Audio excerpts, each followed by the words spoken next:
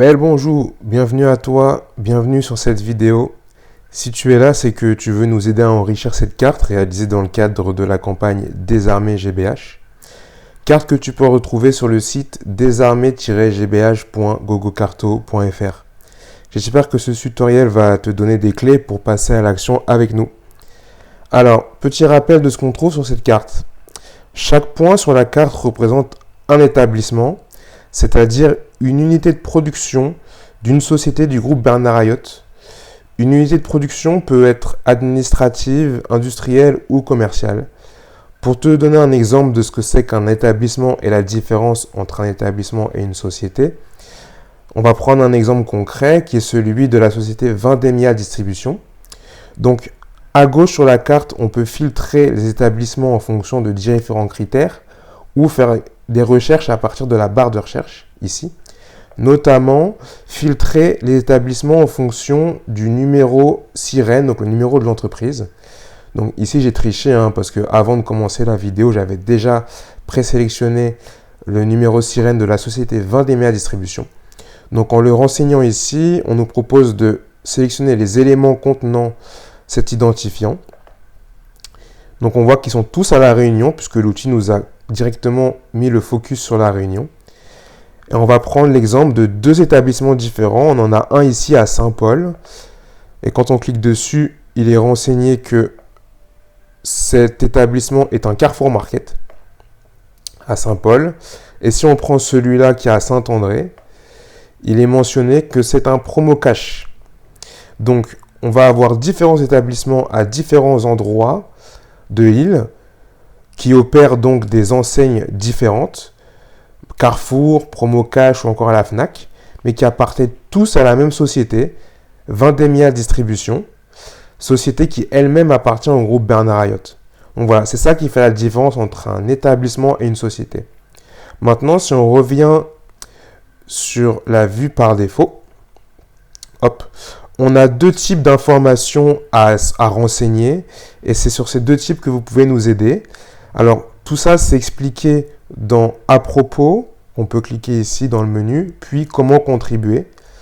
Et là, on a quelques éléments d'explication. Donc, plus tard, si jamais tu les veux, tu pourras revenir sur cette petite fenêtre au lieu de relancer la vidéo.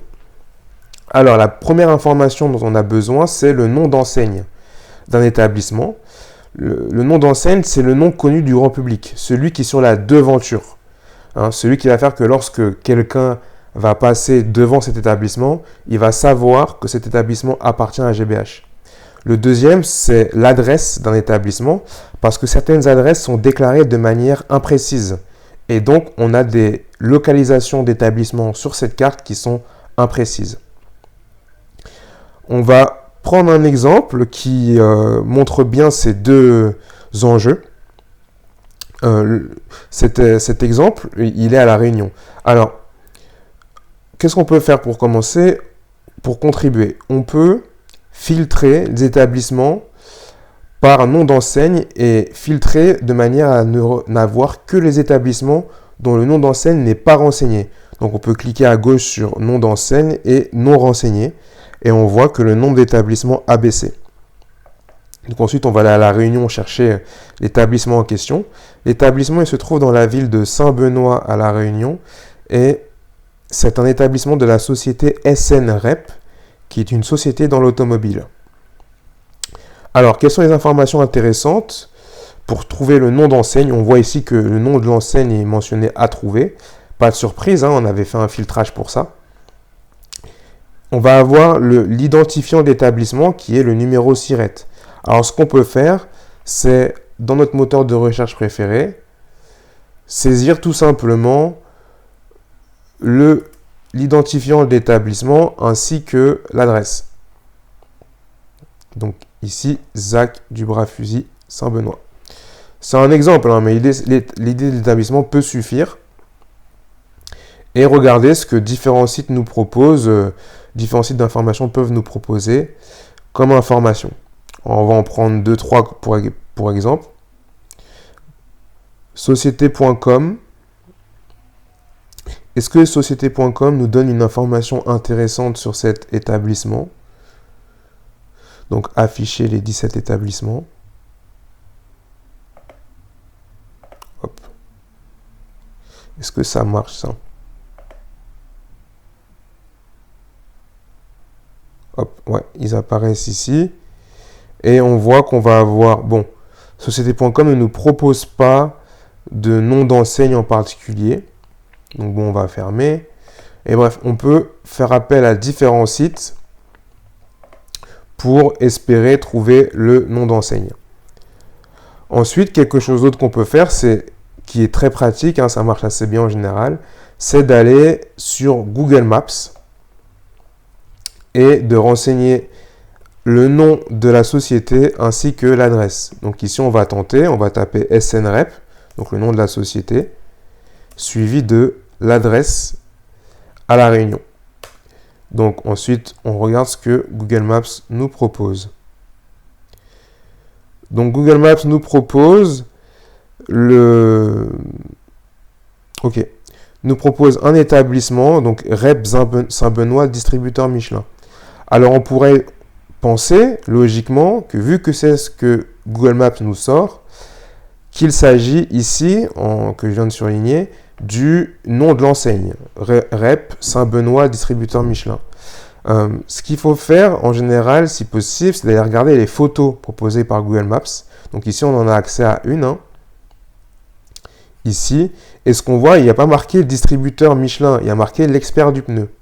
Donc on a différentes photos, on a celle-là, REP, ça nous connaît. Ensuite, on a des photos qui sont du marketing, mais pas bien intéressantes pour nous.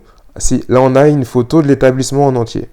Donc on retrouve les deux photos qu'on a retrouvées avant, donc le logo et l'expert du pneu. Donc c'est ça ce qu'il y a sur la devanture de l'établissement, et c'est donc ça qu'on va aller renseigner. Alors, parfois, on n'a pas forcément accès aux photos. Donc, quelque chose d'autre qu'on peut faire, est-ce qu'on peut le faire ici? Je ne sais pas. C'est aller sur Google Street View. Alors, ce qu'on va faire, c'est qu'on va cliquer ici. Est-ce qu'on a Google Street View? Non. Hein, ici, on voit qu'on n'a pas Google Street View, donc ce n'est pas une option. Mais on a trouvé. Autre chose qui peut être utile dans cette recherche, si l'entreprise est une chaîne ou une franchise commerciale, souvent on va avoir un site internet associé à cet établissement, à cette entreprise. Ici c'est le cas, il est mentionné ici, rep.re pour Réunion. Et donc quand on clique dessus, ce qui est intéressant avec les franchises, c'est que comme il y en a plusieurs, souvent la société propose sur son propre site une cartographie de ces établissements pour que les clients puissent aller dans l'établissement le plus proche. Donc ici c'est le cas. On a dans le menu une option trouver un centre et on a donc accès à une cartographie. Notre établissement, celui qui nous concerne, c'est celui-là. Donc pareil, on n'a pas une information géographique plus intéressante. On retrouve la photo avec REP, l'expert du pneu ici, donc c'est ça qu'on va renseigner. Alors, comment faire pour renseigner un nom d'enseigne? Donc, on clique sur l'établissement cible et on va cliquer sur l'onglet crayon en bas de la fiche détail qui nous permet de proposer des modifications. Donc, on arrive sur un formulaire.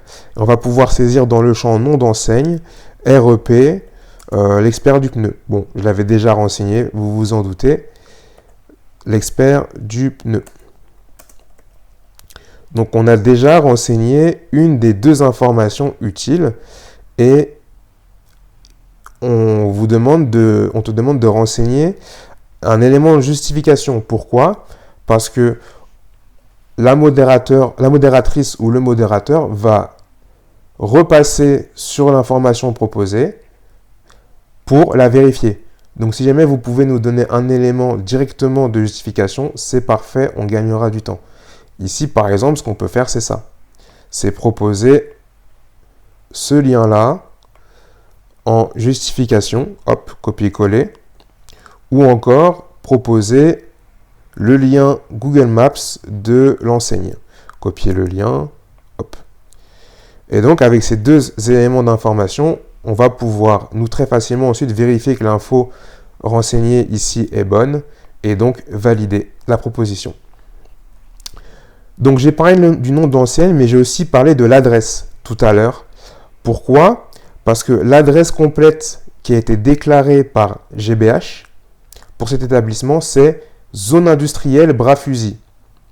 Zone industrielle, ça correspond donc à une zone, ce qui signifie que l'établissement a été placé automatiquement, mais de manière un peu hasardeuse.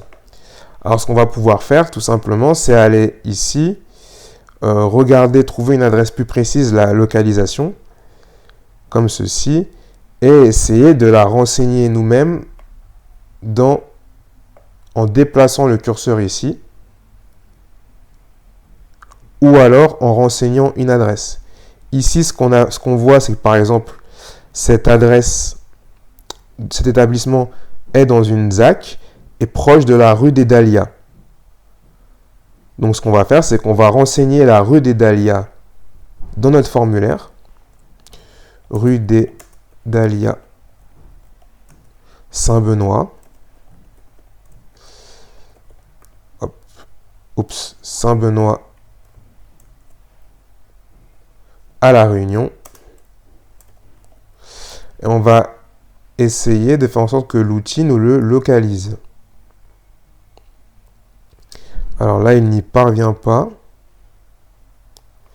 Alors comment est-ce qu'on peut faire? Ah, c'est peut-être parce que j'ai mal écrit Dahlia. Il est un peu capricieux cet outil. Rue des Dahlias. Hop, voilà. Il nous a proposé une localisation qui est du coup bien plus proche de la localisation exacte. Et on va ensuite pouvoir l'améliorer en faisant glisser le curseur.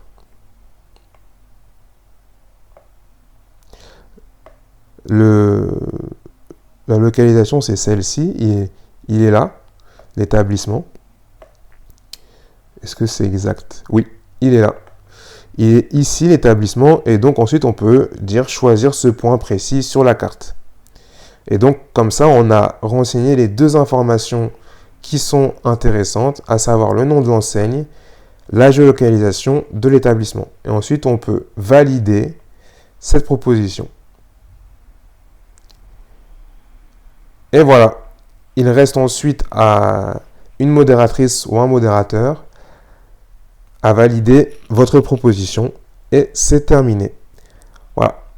Et donc, puisque pour cet exemple-ci, on a déjà trouvé un établissement, il est ensuite facile d'aller faire tous les autres ici pour nous aider à aller plus vite dans l'enregistrement de cette carte. C'est fini pour ce petit tutoriel. Merci beaucoup de l'avoir suivi. N'hésitez pas à nous poser des questions en commentaire si vous en avez. On essaiera d'y répondre au plus vite. Allez, ciao!